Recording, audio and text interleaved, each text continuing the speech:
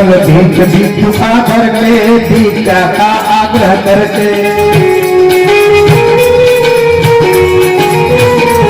कल बीच बीच आकर के भिक्षा का आग्रह करके जनक सुता पिता को कल बल पे ले गया है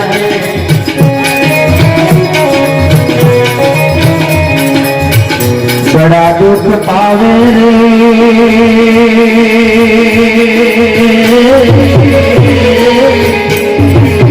बड़ा दुख पावे राजा राम दी रानी श्याम कहानी सुनो रे राम कहानी श्री राम जय राम जय जय राम श्री राम जय राम जय जय राम श्री राम जय राम जय जय राम श्री राम जय राम जय जय राम श्री राम जय राम जय जय राम श्री राम जय राम जय जय राम श्री राम जय राम जय जय राम श्री राम जय राम जय जय राम श्री राम जय राम जय जय राम श्री राम जय राम जय जय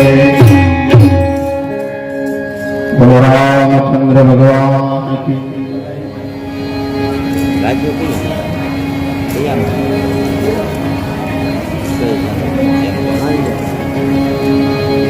તો તુલસીદાસજી મહારાજે સગુણ નિર્ગુણનું થોડુંક વર્ણન કર્યું છે.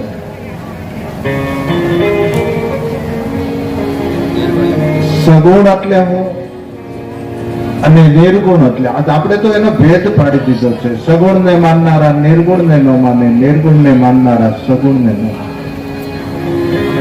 અગુણ સગુણ દોઈ બ્રહ્મ સ્વરૂપા અગુણ સગુણ દોઈ બ્રહ્મ સ્વરૂપા અખડયદાશયનાદિ અનોપા અગુણ સગુણ દોઈ બ્રહ્મ સ્વરૂપા અગુણ સગુણ દોઈ બ્રહ્મ સ્વરૂપા.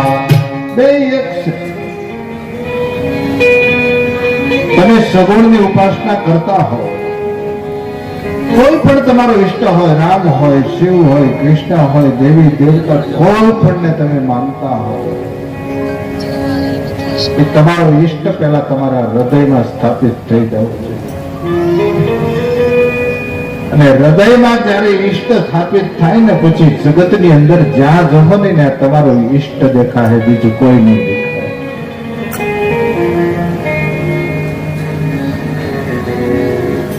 એટલે આપણા શાસ્ત્રો એમ કે ઘટનો ને પટનો બે એક થાય ને ત્યારે સગુણ સિદ્ધ થાય.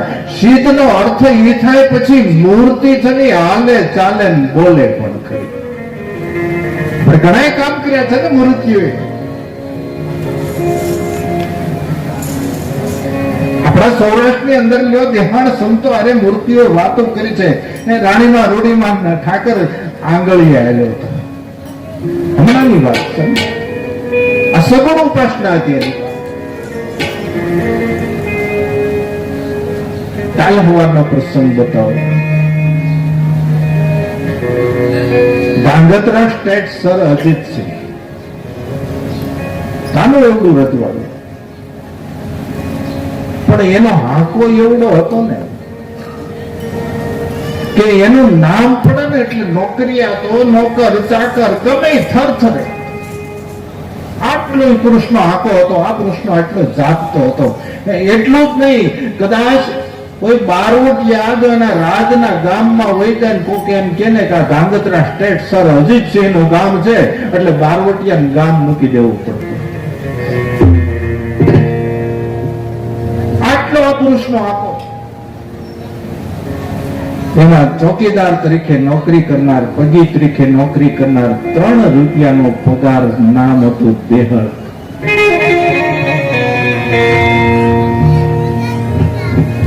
જેલના પેરાનો વારો.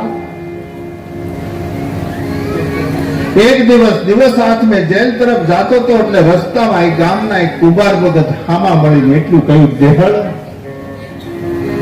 હું તને નિમંત્રણ દેવા આવતો, આજે મારીને આ ભજન છે, હું તને આમંત્રણ આપું છું. એટલે દેહળ એટલું કહ્યું, હું આમંત્રણ સ્વીકારીશ નહીં, કારણ કે મારે જેલના પેરાનો વારો છે, દરબાર કઈ આવી જાય એનું કઈ નક્કી નહીં. જો સમય મળશે તો આવીશ. સમય મળશે તો આવીશ. જેલે ગયો, ચાવીઓ લીધી, કેદીઓ તપાસી જોયા, બેઠો, પણ એની અરે બીજા બે ફેરગીર હતા ને એનું ધ્યાન દેહળ ઉપર ગયું. જઈને કીધું, દેહળ, આ સંસારના કોઈ પણ દુઃખનું તારા ચહેરા ઉપર સંસારનું કોઈ દુઃખ દેખાણું નથી, પણ આજ દેહળ તારા ચહેરા ઉપર દુઃખની રેખાઓ છે. કાં તને સત્સંગનું નિમંત્રણ હશે ને કાં ભજનનું નિમંત્રણ હશે. એટલે દેહળે કહ્યું, મારે ભજનનું નિમંત્રણ છે, મારે ફેરાનો વારો છે, પણ શું કરવું? કે દંગળ વિશ્વાસ આવતો હોય ને, તને ભરોસો હોય ને, તો ચાવી લાવ અમારી પાસે, તું ઘડીક નિમંત્રણમાં જઈ આવી. ચાવી ફેરગીરો ને આપી અને દેહળ જ્યાં ભજન હતા કુંભારવાડે ગયો. રાતના 11 વાગ્યે દેહળના હાથમાં રામસાગર આવ્યું. ભજન ઉપર ભજન, ભજન ઉપર ભજન, ઠોર લાગી ગઈ અને જેલ ભૂલાઈ ગઈ, લો લાગી.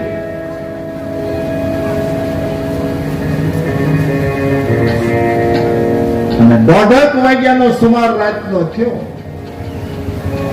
અને 10-12 ઘોડેસવારનો અવાજ આવ્યો અને જેલની બહાર આવીને ઉભા અને કાયમ દેહળથી ને કાન ભગેરતો તો ગરબાના, દેહળ પ્રત્યેના કાયમ કાન ભગેરતો.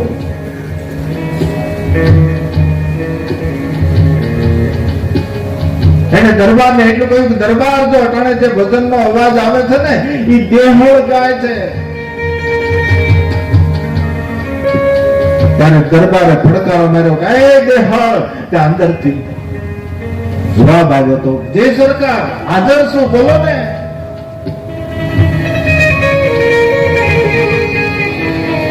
કે દેહળ, તમારી બુક લાવો, દરવાજો ખોલો. જેલનો દરવાજો ખોલ્યો, માણસને અંજવાળે બુક આપી અને દરબારે દેહળ હાજર છે ની સહી કરી દીધી.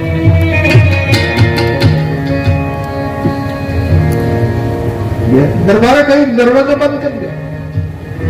દરવાજો બંધ થયો. જે કાન ભમેરતો કાયમ એની સામે દરબારે નજર કરી એટલે કીધું, દરબાર માફ કરજો, અટાણે જે અવાજ આવે નહીં, દેહળ ભજન ગાયેલો છે. કુંભારવાડો ક્યાં છેટો છે, આવો તમે. કે મારે કુંભારવાડે જવાની જરૂર નથી, મારે તો દેહળ અહીંયા હાજર છે ને એની હાજરીની જરૂર છે.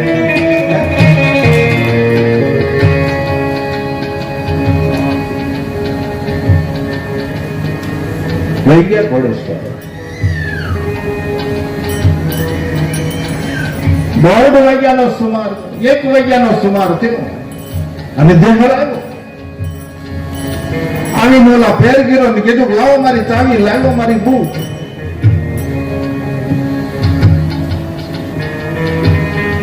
એટલે ફેરગીરો એ કીધું કે દેહળ, કઈ તને ભજનની લહેર નથી લાગી હતી ને? કેમ? કે દેહળ, તું છે ને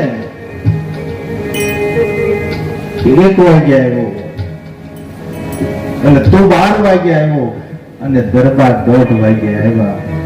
તારી હાજરીની સહી આ બુકમાં છે, જોઈ લો. અને દેહળે આમ જ્યાં બુક ખોલી પોતાની હાજરીની સહી જોઈ અને દેહળે ફેરગીરો ને એટલું કહ્યું તું, હવે મને બતાવશો હું ક્યાં ઉભો તો દરબાર ક્યાં ઉભો.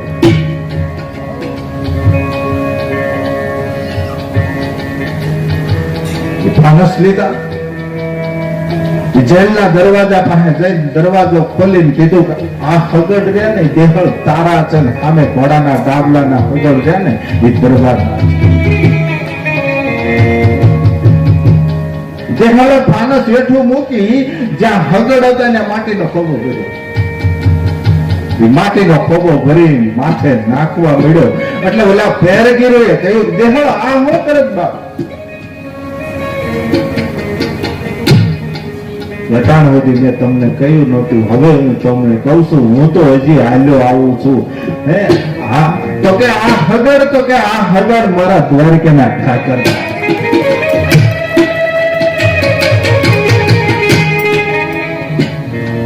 હવાર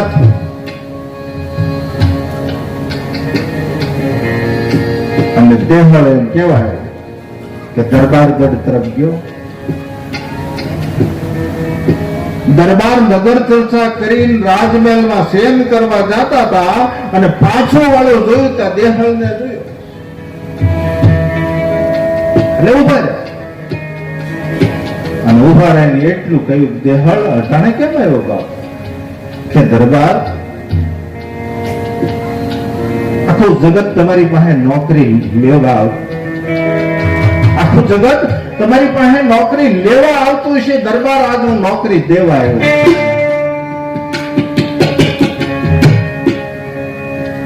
કે બેહાલ મને આ વખતે સમજાતું નથી ભાઈ. કે દરબાર સાંભળી લો કે મારે ચોકી કરવામાં, તમારા જેલની ચોકી કરવામાં જો દ્વારકાના ઠાકરને ધાંગધ્રા સુધી ધક્કો ખાતો હોય તો એ મને મંજૂર છે.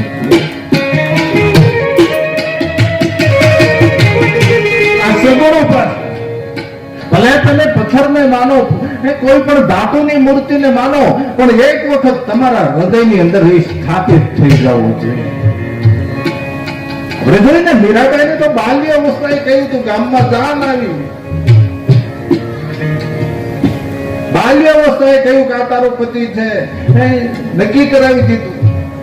અને ત્યાર પછી એને ઠાકરને પતિ જ માન્યો તો ભગવાન કૃષ્ણને પતિ જ માન્યો. ક્યાં સુધી હું બહુ વાત વિસ્તારથી નહીં કહું, પણ કહું છું ક્યાં સુધી એટલી માથે કષ્ટી પડી, એટલી કષ્ટી પડી છેલ્લે ઝેર આપવામાં આવ્યું. એને કીધું તું મીરા રજવાડું છે, ખાનદાન ક્ષત્રિય કુળ છે, તો ભગે ઘોઘરા બાંધીને હાથમાં કડતાલ લઈને તું નાચસ, તને શરમ નથી થતી? ત્યારે મીરાબાઈ એટલું કહ્યું હતું, રાણાજી જેને કોની લાજુ કાઢીને કોના મલાજા કરી આખા વિશ્વમાં હું એકલી મીરા રમું છું, મને કોઈ બીજું દેખાતું નથી. છેલ્લે રાણાજી એમ થયું કે આ કુળના ખાનદાનમાં લાંછન લાગે એમ છે. હકીકત લાંછન ન લાગતી કુળને છે ને 72 પેઢીને તારી ગત. જે કુળમાં કોઈ સંત થાય, જે કુળમાં કોઈ ભગત થાય ને, મારા બાપ એટલું યાદ રાખજો, તમારી 72 પેઢીને તાર. અને તર્પણ ન કરવું પડે.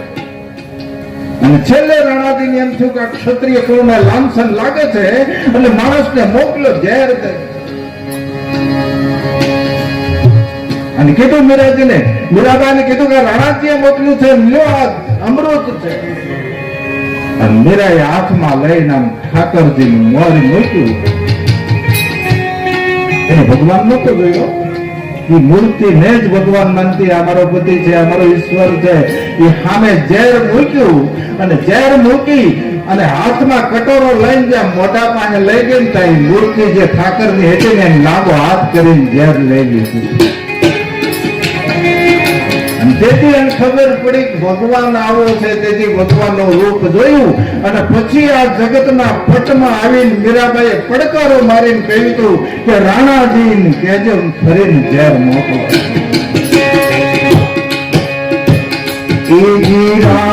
રાણાજીને કહેજો ફરી ઝેર એટલે કેજો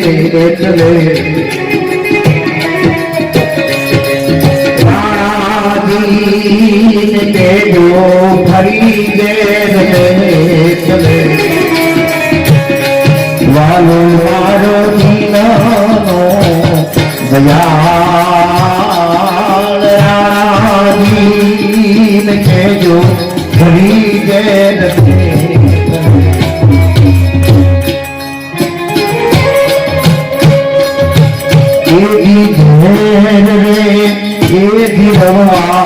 વાલો મારો યાદ છે, વાલો મારો દીનાનો દયાળ રાણાજીને કહેજો ફરી ઝેર લે ફરી કહેવાનો સુર સગુણ આને કહેવામાં આવે.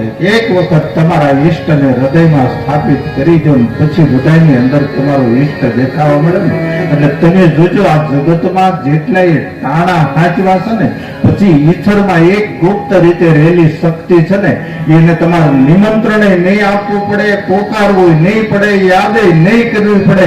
જેથી તમારો સમય આવશે ને તેથી તમારું ટાણું હાચવો ઊભી રહે એમાં પ્રેમ હોય તમે જ્યારે દીધા મીરાને મીરાજી રોષે ભરાણા ત્યારે મીરાજી રોષે ભરાણા એ ઝેરના અમૃત એ કીધા પ્રભુએ ઝેરના અમૃત એ કીધા પ્રભુએ પ્રભુ દિનદ બંધુ દયાવાળા જીવને આ રામ પ્રણા છે રખવાળા. તાણા હાચવતા આજે બધા મહાપુરુષો છે ને તાણા હાચવા છે. તાણા હાચવો એટલે આપણો તાણા હાચવવા માટે પછી પોકાર ન કરવો પડે, યાદ ન કરવું પડે, એમ ખબર પડી જાય. કાલ સવારનો દાખલો હું સંક્ષેપમાં વાત કરીશ કારણ કે આપણે કથા ઉપર વધારે સમય અડધો જ છે. પણ છતાં કે 1010 માં જેથી જુનાગઢ ઉપર સત્તા પલટો થયો. 1010 માં જુનાગઢ ઉપર જેથી સત્તા પલટો થયો અને ઈ ભગવતીએ દાસીને બોલાવી અને દાસીને કીધું કે મારું સંતાન છે ને આ રાનો વંશ છે ને આડી દર બોડી ઉદર ખૂબ હોતી નામથી પુગાડ દે. અને એ વાલબાઈ વડારને આ તાણું હાચવી લીધું. હું ટૂંકમાં જ બધી વાત કરીશ. તાણા હાચવા એટલે એ તાણું હાચવું અને એ વાલબાઈ વડારણ દેવાજ ગોદરના હાથમાં રાનો વંશ દઈ દીધો. એ પુરુષે તાણું હાચવી લીધું. સમય ન જોયો, પરિસ્થિતિ ન જોઈ, કાલ શું થાય, રાજારે વ્યાર બંધા હે, પણ તાણું હાચવી લીધું. તાણા હાચવવા વાળા છે ને જગતમાં ચાલે. આ સંતો છે ઇતિહાસને પાને બેહી હગે, સુરવીરો ઇતિહાસને પાને બેહી હગે અને ભક્તો પણ ઇતિહાસને પાને બેહે, દાતારો પણ ઇતિહાસને પાને બેહી ગયા છે. પણ એક કામ કરવા વાળી દાસીઓ જો ઇતિહાસને પાને બેઠી હોય તો વાલભાઈ વડારે 3 દાસી. તમે જો એક વિચાર કરો, નોકર નું કામ કરનાર દાસીઓ, એક વાલબાઈ વડારણ અને બીજી મહારાણા પ્રતાપના બાપ ઉદયને પરણાતા. એને પોતાના દીકરાને ઉદયસિંહના કપડા પહેરાવી અને હોવરાવી દીધો અને ઉદયસિંહને લઈ અને ગુપ્ત રસ્તેથી નીકળી ગઈ. અહીં ઘણા રજવાડામાં ફરીને 5 વર્ષ પછી પાછી ચિત્તોડ ઉપર ચડાઈ કરી અને ઉદયસિંહને ગાદીએ બેહાર્યો. આ પરણાતા નામની દાસી.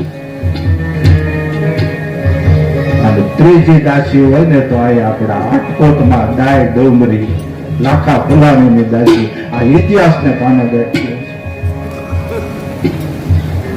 એ ટાણું હાચવી લીધું અને જઈને કીધું આયરાણીને શું કરો છો કે જાહલને પેટ ભરાવું છું. એ કે જાહલને અળગી કરો.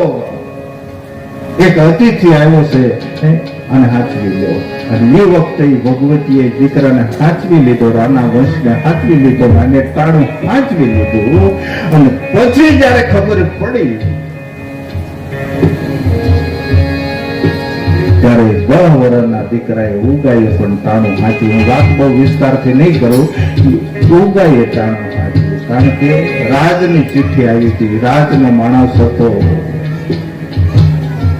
તને તો હું માણસને ઈર્ષા સિવાય કોઈ વસ્તુ નથી. રાજની અંદર મોઢા ચોલંકી ઉભો કરીને કહ્યું તો વિવાદ એ મારા દુશ્મનને હાચવો છે.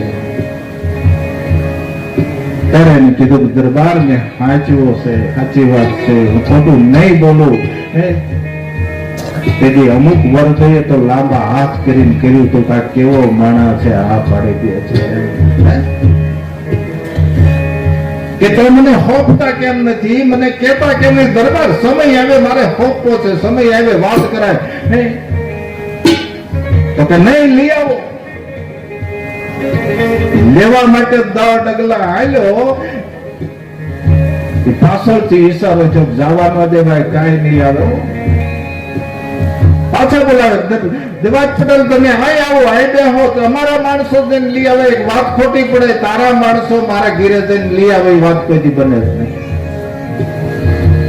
કા મારે જવું પડે ને કા મારી ભલામણ ને જવું પડે. બોલ બે માંથી એક વસ્તુ કરો, કઈ કરું? વિસભાની અંદર કાગળ ને પેન મગાવ્યા, કીધું લખો પટેલ ચિઠ્ઠી. અને ચિઠ્ઠી એટલે 2.5 અક્ષર ચિઠ્ઠીમાં લખ્યા હતા કે આવેલ માણસો મૂળરાજ સોલંકી ના છે, માટે રાહ રાખીને વાત કરે.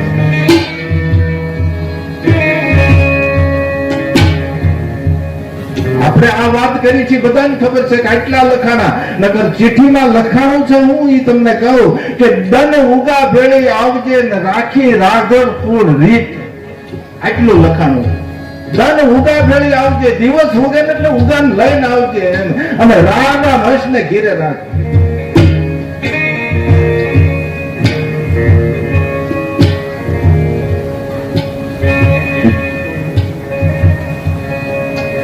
ચિઠ્ઠી આડીદર ગોળીદર ગઈ, માણસો ગયા, બારણું ખખડાયું.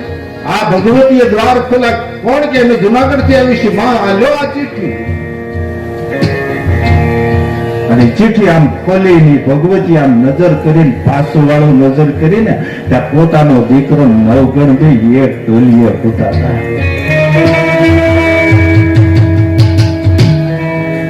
માં છે હો ભાઈ, જોજો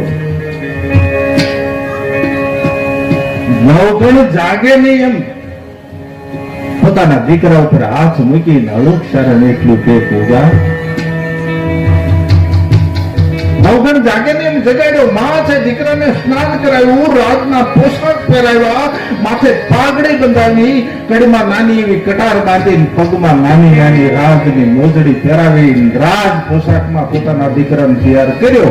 અને માં છે ગમે એમ તો આંખ ઉપર આંગળી ફેરવી દીકરાના કપાળે તિલક કર્યું, મારા દીકરાને કોઈની નજર ન લાગી.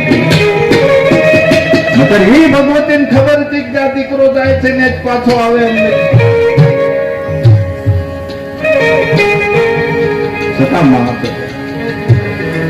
જ્યાં દીકરાને વિદાય કરવાના થઈ નવગઢ જાય, દોડીને આવીને કે માં મારે ભાઈ હારે જવું છે. બેટા ભાઈ હારે તારે નથી જવાનું, મારી હારે આવવાનું.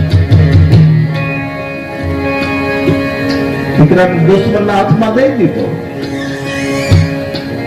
એ રાજની અંદર જ્યાં માણસો આવ્યા અને કીધું જાહેરાત થઈ કે માણસો આવી ગયા, જાહેરાત થઈ. દેવાજ બોદારે જ્યાં માથું ઊંચું કર્યું ને ત્યાં પોતાના દીકરાને એ પુરુષ જોઈ ગયો ને ત્યાં સાચી ગજગજ ઉભો થઈ અને પડકારો મારો. મોઢામાંથી શબ્દ નીકળી ગયા કે વાહ હાયરાણી. તાણું હાચવી લીધું. જો હું તાણાની વાત કરું છું, જ્યાં જ્યાં તાણા હાંચવા ને, અને તાણો હાંચવો આ ભગવતી. અને પોતે 10 ડગલા આગળ હાલ્યો, જઈને પોતાના દીકરાનું બાવડું પકડી અને મોડરાજ સામે ઉભો રાખીને કીધું લે મોડરાજ આના ઉપર.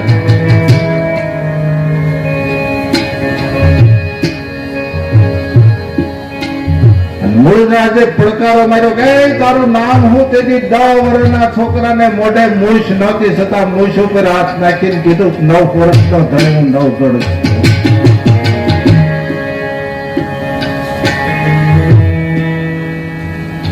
તમે વિચાર કરજો, તેથી જો ઉગાએ તાણું ન હાંચ્યું હોત ને, એમ કીધું કે હું નવગઢ નથી, ઉગો છું તો આખો ઇતિહાસ હેઠો ભરી જાત.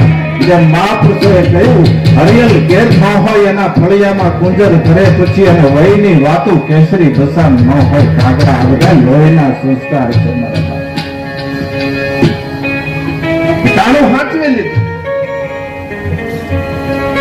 અને એ સભાની અંદર કીધું કે પટેલ આ મારો દુશ્મન એ તમારો દુશ્મન નહીં કે હા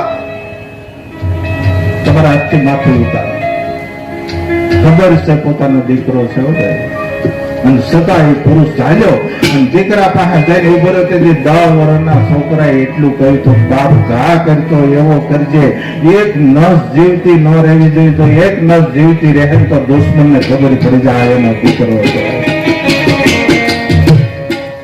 જેમ કુંભાર ચાકડા ઉપરથી પીંડો ઉતારે માથું ઉતારી દીધું કાંઈ નથી બન્યું સ્થિતિમાં આ દેવાજ પોતાને ટાણું હાથી દીધું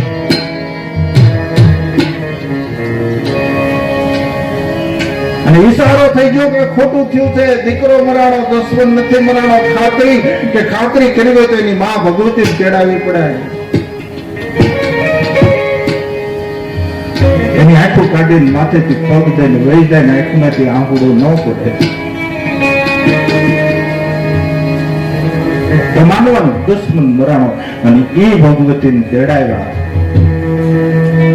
સભાની અંદર મૂળરાજે માન આપ્યું હતું એમાં બે મતને હાથ જોડીને કીધું બેન આ તો મારી ધર્મની બેન છો માટે લાજ ઉગાડી નાખી જોજો હજી સોરઠ પ્રાંતમાં તમે આહિર સમાજમાં જોજો સોરઠ પ્રાંતમાં નિયમ છે કે અમારી જેથી લાજ ઉગડીને પછી અમારા ખાનદાનમાં લાજ કાઢવાનો રિવાજ નથી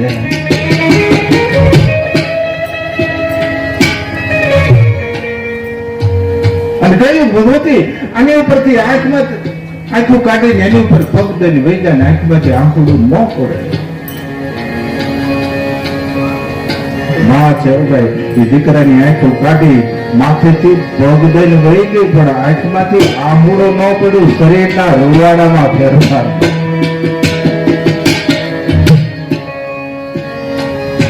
એને ટાણું હાચવી લીધું આ ભગવતીએ ટાણું હાચવું અને જેથી જાહલના લગ્ન થયા તેથી રામ 9 ગણ ટાણું હાચવાય પોતે કાઢીએ બેહાર દીધો ચાહલના લગ્ન થયા 9 ગણ ટાણું હાચવાય તેથી એમ કહ્યું તું માય ગયા ચાહલને ના પડી સમય આવશે ને તેથી હું માગીશ કે નહીં માગી લે આ શરીરના ચામડું ઉતારીને એની મોજડી ચેવડાવી તારા બાપના પગમાં પહેરાવું તો હું ઋણમાંથી મુક્ત થાવીશ સમય આવે માગીશ ચાહલે તારું હાચવી લીધું અને જેથી સિંધમાં ગયા અને સિંધમાં તેથી સુમરાએ ચાહલને કેદ કરી હા હું ટૂંકી વાત કરું કેદ કરી અને જુનાગઢ નવગઢ ને ખબર પડી અને તેથી એને સૈન્ય તૈયાર કર્યું અને સૈન્ય તૈયાર કરીને માં ભગવતીના ચરણમાં મસ્તક નમાવીને એટલું કહ્યું બીજું કઈ આઘાત ન કરી મારી હારે આવજે મારી ભેળે આવજે બીજું કઈ નહીં ખોડિયારના પગમાં મસ્તક મૂકીને કીધું જ્યાં બધી જાહલ ને જીવતી લઈને ન આવું ત્યાં બધી જુનાગઢ નું પાણી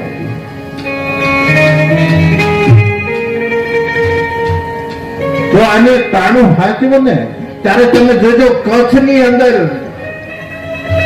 આ વરુડી કોડાહરમાં આ વરુડી પ્રગટ થઈ એનો વિચાર કર્યો હવે 9 ગણ તાણું બોલાવે તોય ભલે ન બોલાવે તોય ભલે યાદ કરે તોય ભલે ન યાદ કરે તોય ભલે આજ એની બધાએ તાણા હાચવા છે મારે તાણા હાચવા જવું પડે એ વગર તરીકે 8-9 વર્ષની દીકરી વરુડી થઈને કોડાહરમાં જન્મી એટલે કહેવાનો મતલબ આપણે તાણા છે તાણા હાચવતા શીખી જાવ બીજું કઈ છે જ નહીં તો સગુણ નિર્ગુણ કશું નહીં વેદા સગુણમાં કે નિર્ગુણમાં કોઈ ફરક નથી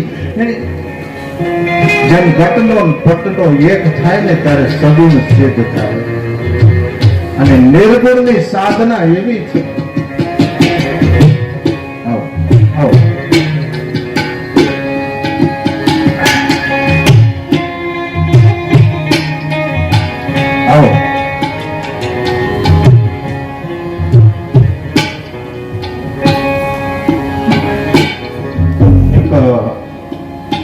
અમારે મહેમાન આવ્યા છે હવે આવ્યા છે તો આદર સ્વાગત કરી લ્યો અમારે ઉમરગામથી મુંબઈથી અમારા અશોક અમારા સેવક છે ને અહીંયા પધાર્યા છે કથાની અંદર એટલે 2 મિનિટ માટે તમે ઉપર સ્ટેજ ઉપર શોધવા આવો, અને કારણ કે એને ખબર ન હોય મને કહ્યું છે એટલે મારે બોલવું પડે ને,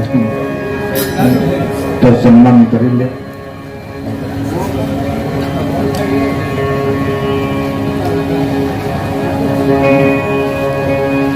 હરે રામ રામ રામ સીતા રામ રામ રામ, હરે રામ રામ સીતા રામ રામ, હરે રામ રામ રામ સીતા રામ રામ રામ,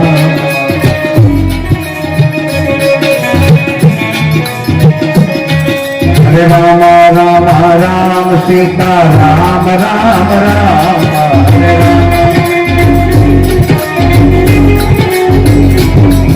हरे राम राम राम सीता राम राम राम, हरे राम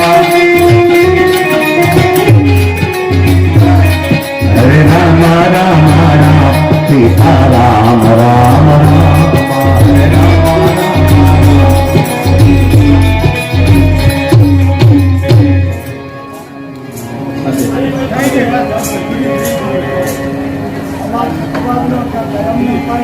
હા શાંતિથી પાઈ દો, તમે તારે અવાજ નહીં કરતા પાઈ દો, બરોબર. તો નિર્ગુણ છે આપણા શરીરની અંદર ક્યાં સ્થાપિત છે?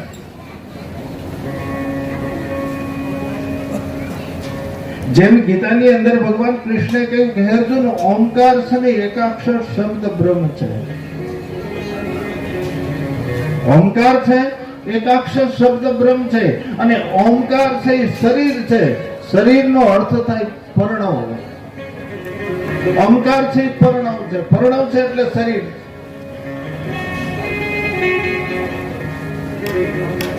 તો આપણા શાસ્ત્રો તો એમ કે જે નિર્ગુણ પરમાત્મા છે, જે બ્રહ્મ છે, તો આપણા શરીરમાં ક્યાં છે? તો જ્યાં હું તમે ચાંદલો કરી, જ્યાં હું તમે ચાંદલો કરી છે ને, જેને ગોલોક કહેવામાં આવે, મધ્યલોક કહેવામાં આવે, અક્ષરધામ કહેવામાં આવે, ત્રિકુટી કહેવામાં આવે, આજ્ઞા ચક્ર કહેવામાં આવે, જે મહાપુરુષો જુદા જુદા નામ આપ્યા છે, આ બ્રહ્મનું સ્થાન છે. એટલે આપણા શાસ્ત્રોમાં કહે છે કે બ્રહ્મ છે એ ઉધર્વ છે. ઉધર્વ એટલે ઉપર ક્યાંય નહીં. હું તમે જ્યાં ચાંદલો કરી છે એ બ્રહ્મનું સ્થાન છે. અને શક્તિનું સ્થાન ક્યાં છે? આપણા શરીરમાં શક્તિનું સ્થાન છે ને એ અધોગતિમાં છે. અધોગતિ એટલે નાભી અને ઉપસ્થની વચ્ચેના ભાગમાં શક્તિનું સ્થાન છે. એ શક્તિને ધીરે ધીરે ઉત્થાનપાદ કરીને બ્રહ્મરંધ્રમાં જ્યાં બ્રહ્મનું સ્થાન છે એની હારે સન્મય થઈ જાય ને, આને શક્તિપાત કહેવાય. આ નિર્ગુણ અવસ્થા કહેવાય, નિરાકાર અવસ્થા કહેવાય. અને ન્યાય સ્થિત થાય ને એટલે દેહાદ્યા છૂટે, અને દેહાદ્યા છૂટે એટલે નિર્ગુણ સિદ્ધ થાય. ત્યાં સુધી ન થાય. દેહનું ભાન હોય ત્યાં સુધી નિર્ગુણ સિદ્ધ ન થાય. બે કક્ષા હરખી છે. આમાં દેહાદ્યાસ ભગવાનનું ભજન કરતા કરતા દેહનું ભાન ભૂલાઈ જાય ત્યારે સગુણ સિદ્ધ થાય. અને સાધના કરતા કરતા તમારો પ્રાણવાયુ ઉદ્રવગામી થાય અને દેહાદ્યાસ છૂટે, દેહનું ભાન ભૂલાઈ જાય ને ત્યારે નિર્ગુણ સિદ્ધ થાય. ત્યાં સુધી ન થાય. તો તુલસીદાસજી મહારાજે બે વ્યાખ્યા બહુ સુંદર કરી સગુણ નિર્ગુણ નું વંદન. થોડીક વ્યાખ્યા કરી અને હવે ભગવાન આપણને તુલસીદાસજી રામાયણ તરફ લઈ જાય છે. જો રામાયણ હવે શરૂ થાય, ધીરે ધીરે હવે શરૂ થાય. તુલસીદાસજી મને તમને ભરદ્વાજ ઋષિના આશ્રમમાં લઈ જાય.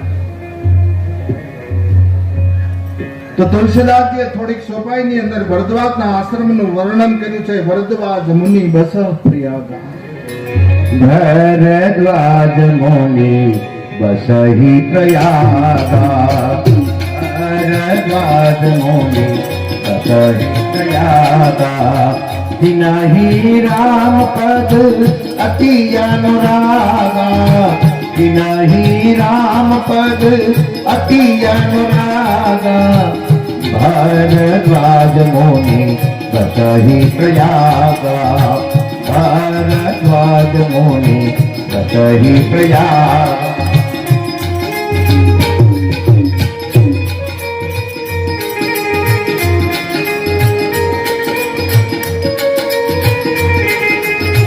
तापस समदमा जया निधाना तापस समदमा जया निधाना परमारथ पथ परम सुजाना परमारथ पथ परम सुजाना तापस समदमा जया निधाना भरद्वाज मुनि बतहि प्रयागा भरद्वाज मुनि बतहि प्रयागा।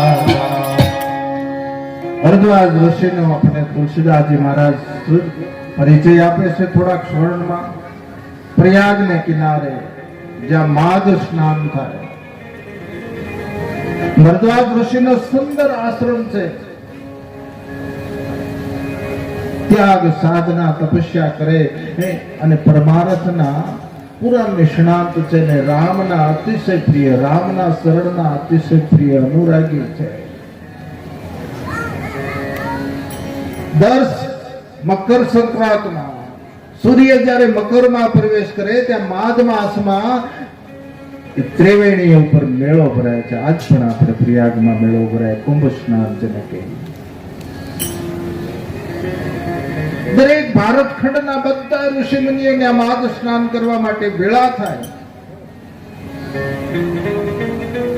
અને ભરદ્વાજ ઋષિના આશ્રમમાં બધાએ રોકાય ને પછી બધાએ કાયમ માટે સત્સંગ કરે કોઈ તત્વનું સત્સંગ કરે કોઈ સાંખ્યનો વાદ કરે કોઈ દર્શનની વાદ કરે જુદા જુદા રોજ કાયમ માટે સત્સંગ થાય ભરદ્વાજ ઋષિના આશ્રમમાં એક મહિનો માઘ સ્નાન માટે બધા ઋષિઓ ત્યાં રોકાણા અને માઘ સ્નાન પૂરું થાય એટલે બધાએ વિદાય લેવા મળ્યા ધીરે ધીરે ધીરે બધા ઋષિઓ વિદાય લેતા બધાને ભરદ્વાજ ઋષિ બધાને વિદાય આપતા પણ છેલ્લે એક સંત જેને જ્યારે વિદાય માંગી ત્યારે ભરદ્વાજ ઋષિની આંખમાં આંસુ આવી ગયા અને વિદાય ન આપી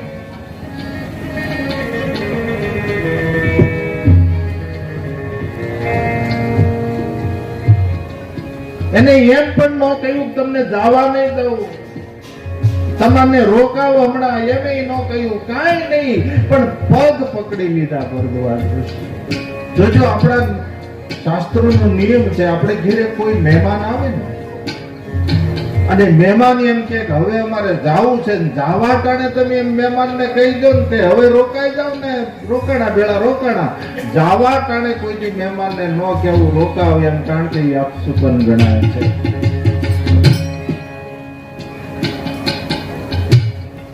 એમે ન કહેવાય જાતા હોય ત્યારે એમે ન કહેવાય હા આવજો એમે ન કહેવાય તો અવિવેક ગણાય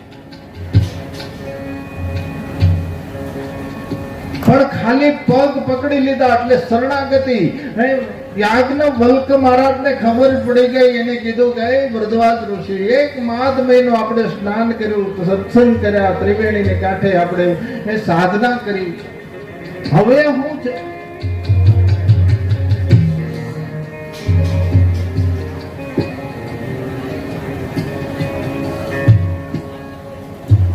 અને ત્યારે ભરદ્વાજ ઋષિએ પગ પકડીને એટલું કીધું નાથ એક સંશય બડ મોરે નાથ એક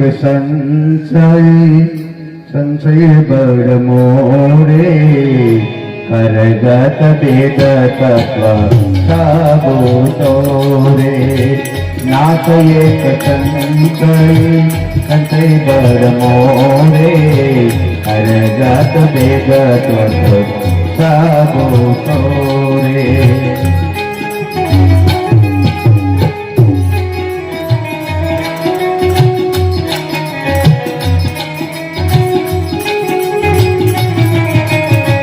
तभी पूजा में જસુ બખાની બોલે અતિ પુનિત લજબાની નાથ એક સંતઈ કર મોરે કરે ગત એક સમયે ગોરે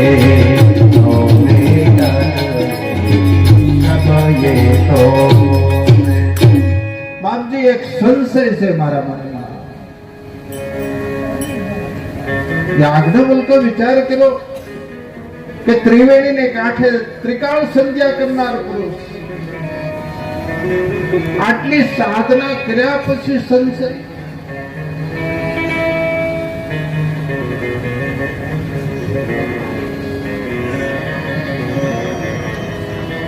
સંશય એટલે તમે જોજો કોને પૂછવું, બધાને, મને તમને બધાને સંશય છે. આજ મારા તમારા જીવનમાં સંશય છે, પણ પૂછવું ક્યાં, ઠેકાણું ક્યાં ગોતવું? અને એ પણ મહાપુરુષોએ કહ્યું એવું એક ઠેકાણું રાખો કે તમારા સંશયો જે હોય ને એને નિર્મૂળ કરી નાખે ને ઉપરથી તમને પ્રેમ આપે. નકર ગમે ત્યાં વાત ન કરાય. બધાના ઘરમાં મીઠું છે, ઔષધ નથી, બધા થોડું થોડું માથે નાખશે. જ્યાં ત્યાં વાત ન કરાય. બહુ થઈ જાય ને તો ઠાકોરજી પાસે ઘરના ખૂણામાં બેહીને બે આહુડા પાડી લેવા, પણ પોતાની વાત જ્યાં ત્યાં ન કરશો. આ જગત છે ભાઈ. અને કાંઈ એવું જીવનમાં એક ઠેકાણું રાખી દો કે જ્યાં તમારા હૃદય ખોલીને તમે એને વાત કરી શકો છો. દશરથજી પણ તમે જુઓ, આપણી કથા આવશે પણ સદા સંક્ષેપમાં કહું. જયારે એને અરીસામાં જોયું ને એને એમ થયું ભાવ અવસ્થા થવા આવી, મારી ત્યાં સંતાન નહીં, કોને કહું?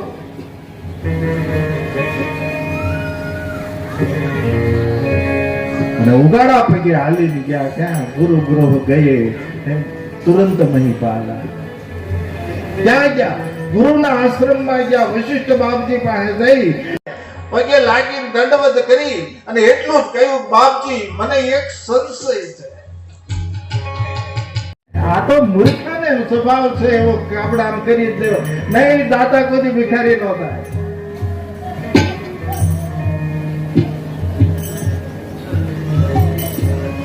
ભલે કીધું સમય આવે અમે કહેવું, સમય આવશે ત્યારે કહેવું.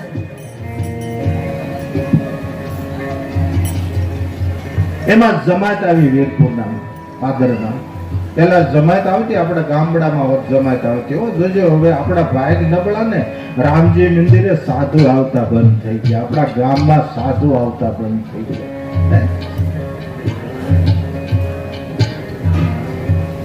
એ જમાતું આવે એટલે ગામમાં જે દુકાનદારો હોય ને એની પાસે સીધો સામાન ઉઘરાવે.